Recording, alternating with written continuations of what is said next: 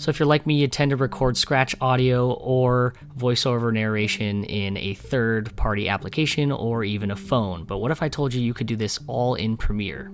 So before we get started, we're going to create a folder of where we want all of the audio to be stored. Otherwise, it's going to make a mess. So we're going to right-click in our project window, hit New Bin, and just name it whatever you want. VoiceOver. I'm going to put VO for VoiceOver. Double-click on VoiceOver so we make sure that folder's selected, and then you're going to look over here. Let's pick a track that we want to record the audio on. I'm just going to go ahead and use the first one, A1.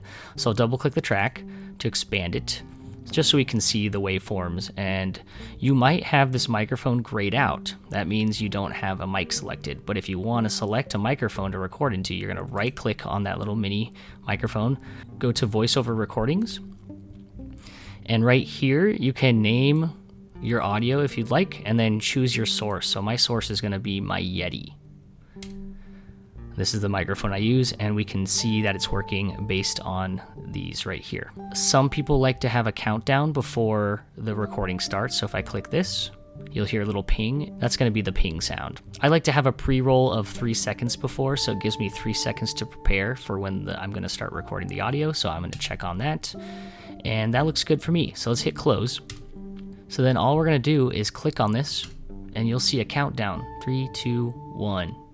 Let's start recording. This is a test.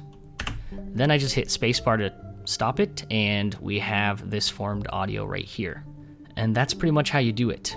Just note that wherever your in and out points are, that's where your recording is going to start. So let's say I selected an in point here, and out point over here. No matter where my cursor is, if I hit that microphone, 3, 2, 1, this is a test of where the recording is going to begin. So it's only going to record within those parameters. So make sure you give yourself enough room. So maybe space out your out here. We can record right over this audio again by clicking on the microphone again. 1, 2, 3, this is a test. And if I hit spacebar, stays in those parameters. So just keep that in mind.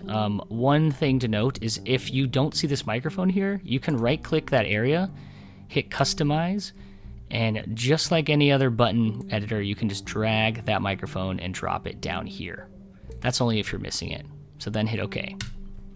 And it looks like the audio did not record into that folder that I made, so just make sure you grab all those little audio files and drag and drop them into the folder. Please like, comment, subscribe for more freebies and free education.